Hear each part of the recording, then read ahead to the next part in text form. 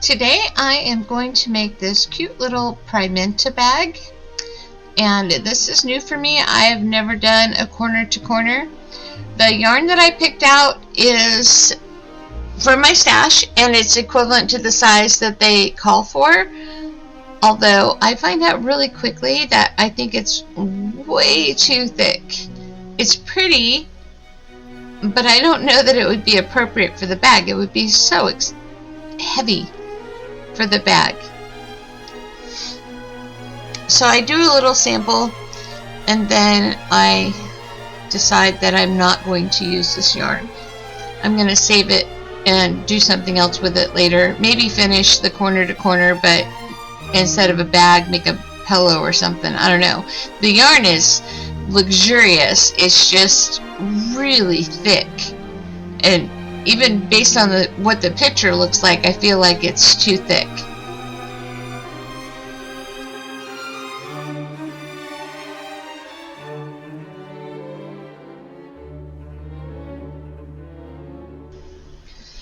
The pattern is for a confident beginner. I'm definitely not a beginner. I am definitely confident, but I did have a little trouble in the beginning figuring out where I was supposed to put the block, and I ended up going and watching a couple of YouTube videos on how to do a corner to corner blanket or whatever, so that I could figure out exactly what it was that I was supposed to be doing. The instructions were not super clear on that.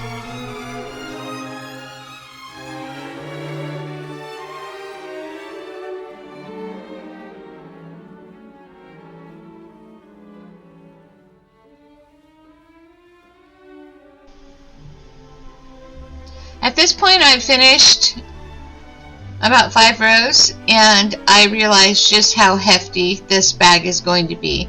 I think that this is absolutely beautiful. It's just not going to work for the bag. So, new yarn. This yarn is significantly thinner than what it's called for. It calls for a 5 bulky. The new yarn, I think, is a 4. Again, more from my stash.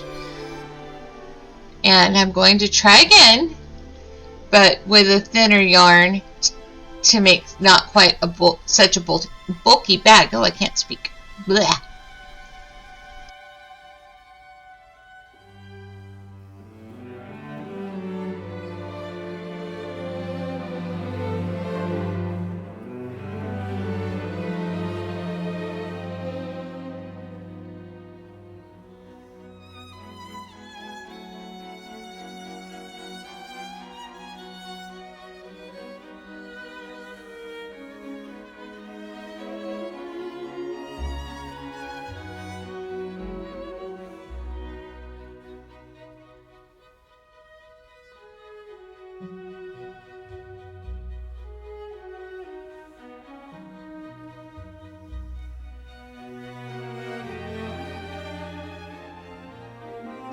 So at this point, I've finished a couple of rows, and I am much happier with the weight of the bag and how it feels. It's significantly smaller than the burgundy yarn, and later I'm going to wish that I had added more rows to make a bigger bag, but it fits my Kindle perfectly when I'm done, so I'm pretty happy with that.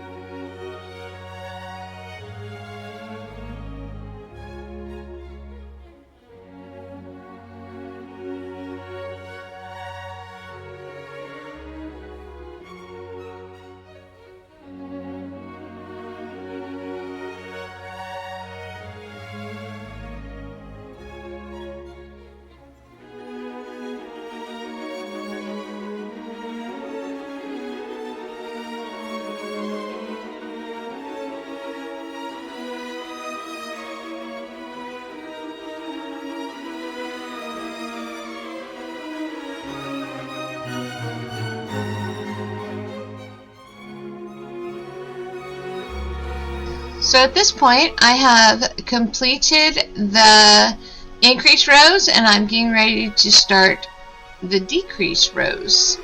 And I'm realizing that this is going to be a pretty small bag, but I'm going to go with it anyway because, well, I'm here, and it's a adventure to learn, I guess. As I said earlier, I'm happy with the result of how it came out.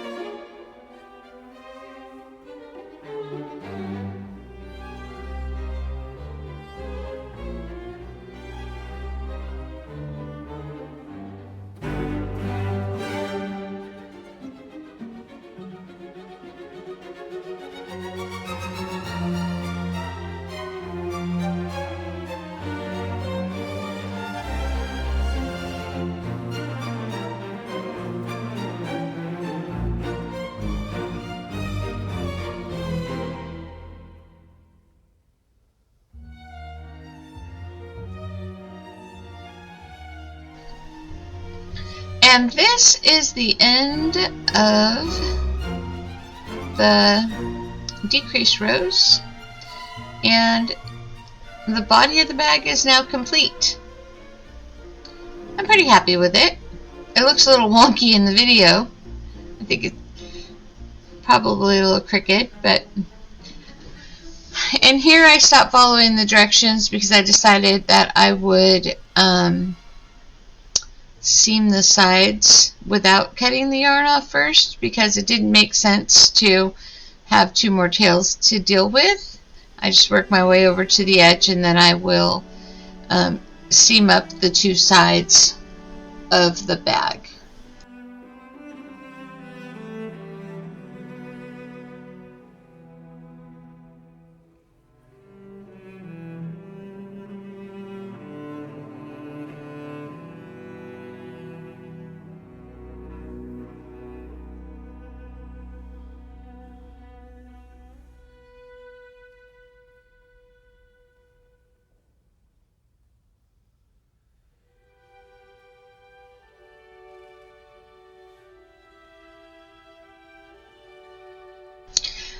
So it was a really rainy and stormy day that day, and I was using the light from outside, and I didn't realize how much the clouds had rolled in and how much my lighting changed at this point. So that's why my video got darker all of a sudden.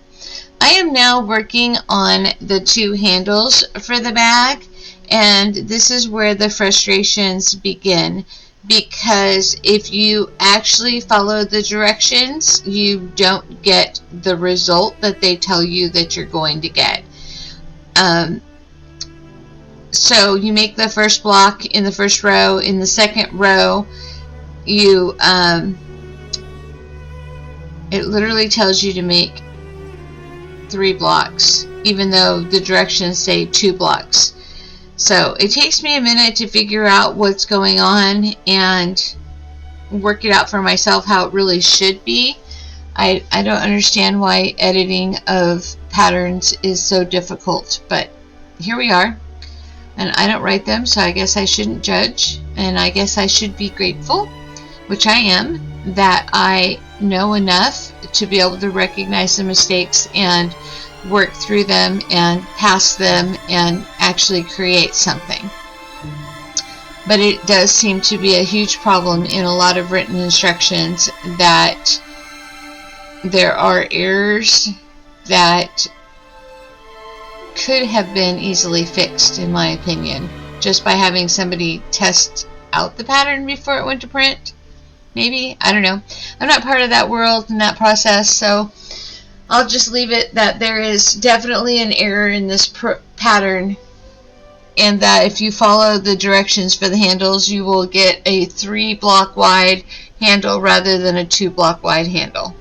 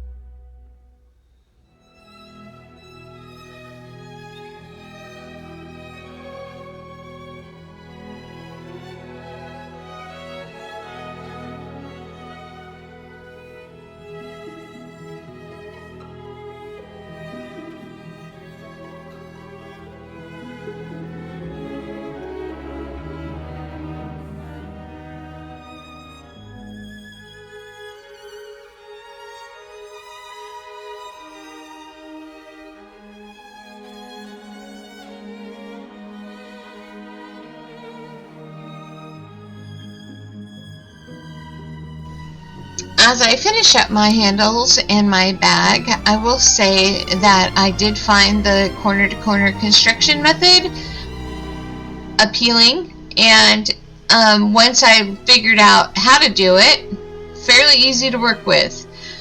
I would definitely try that kind of pattern again. I would definitely make this bag again with either just adding more to it so that it's a bigger bag with the same weight yarn, or going and seeing if I can actually get the yarn that they recommend and trying it with that. They call for a Bernat Maker bulky chunky weight cotton. It's a nylon yarn. I could definitely see myself making this bag more than once. What you see me doing is measuring my wrist, because I want to be able to put it on my wrist if need be, and I needed more rows than the directions called for because my yarn is so much smaller than what it called for. I think that I would have gotten a bigger handle if I had used the bulkier yarn. So now I'm adjusting the pattern to fit my needs the way I would like it to fit. So handle number 1 is done, and I'm just going to attach it to the bag. It takes me a couple of times to figure out placement and how I want it to attach, which is okay. You know, experimentation is always good. So now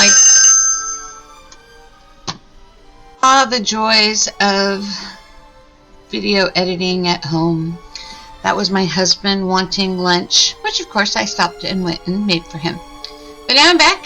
I have my first handle attached to my bag, and I need to make the second one, and then my bag will be complete.